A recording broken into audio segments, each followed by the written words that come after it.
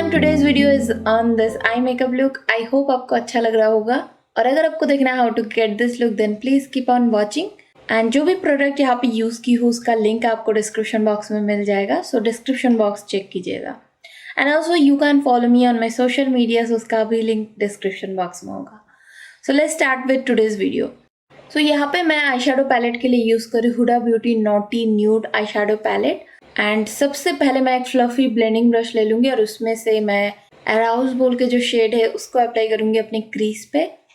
सो बहुत ही ब्यूटीफुल ये पैलेट है, इसमें आपको बहुत न्यूट्रल्स एंड बहुत beautiful glitter and shimmer shade मिल जाएगा। तो सबसे पहले मैं इसको क्रीज पे अप्लाई करूंगी, क्रीज को वार्म अप करने के लिए। And this is our transition shade. इसके बाद मैं एक शेडिंग ब्रश ले लूंगी एंड उसके हेल्प से जो शेड है डार्कर ब्राउन अनटेम्ड उसको अप्लाई करूंगी क्रीज पे। एंड उसके बाद मैं इसके एजेस को थोड़ा सा सॉफ्ट करूंगी। सो मेनली मैं इसको क्रीज पे ही इंटेंसिफाई करूँ as you can C.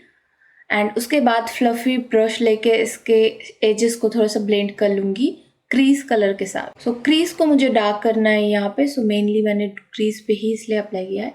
Next मैं कट क्रीज ड्रॉ करूंगी जिसके लिए मैं कंसीलर यूज़ की हूँ लॉरियल का। एंड ब्रश के लिए मैंने यूज़ किया है प्रो आर्ट का कंसीलर ब्रश, बहुत ही ब्यूटीफुल एक ब्रश है कट क्रीज करने के लिए।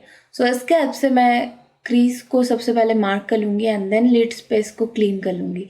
सो यहाँ पे आपको फुल कट क्रीज करना है। एंड उसके बाद मैं कंसीलर को सेट कर लूँगी विथ सम लूज पाउडर। यहाँ पे मैं एक फ्लड ब्रश लेके इरेजिस्टेबल शेड को अप्लाई करूँगी पूरे लीड पे।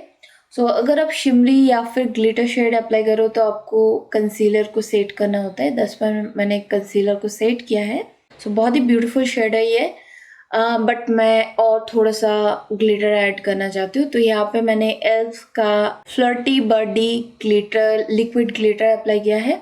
सो उसको मैं डायरेक्ट आईलिड पे अप्लाई करूँगी एंड ब्रश के हेल्प से थोड़ा सा स्प्रेड कर लूँगी पूरे आईलिड पे।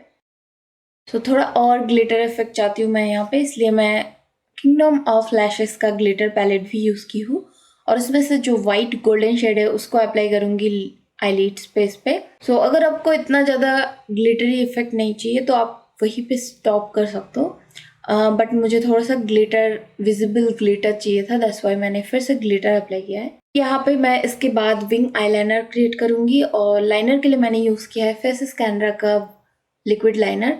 बहुत ही अच्छा एक लिक्विड लाइनर है। So I love this liquid liner. अगर कुछ गलती हो जाता है तो आप कंसीलर के हेल्प से ऑलवेज क्लीन कर सकते हो। तो यहाँ पे मैंने कंसीलर के हेल्प से थोड़ा सा क्लीन कर लूँगी।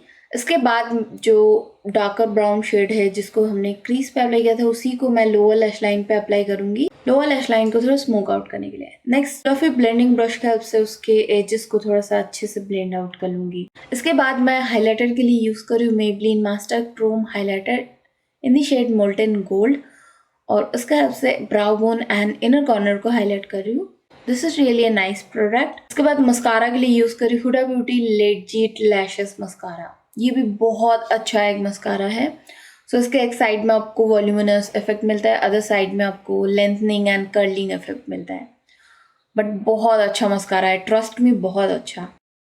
And this is the final finish look. I hope आपको अच्छा लग रहा होगा आज का आई मेकअप।